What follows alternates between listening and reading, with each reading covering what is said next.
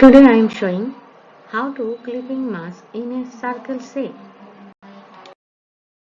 If you use this eraser tool directly, this is wrong way. Select circle layer, then Ctrl plus key click. Go image layer, then select bar option click, then inverse option click, and whole picture is selected, and you can select eraser tool and delete your unexpected area. Then it's complete.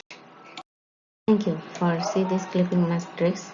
If you like this video, then subscribe my channel for more inspiration. Thank you.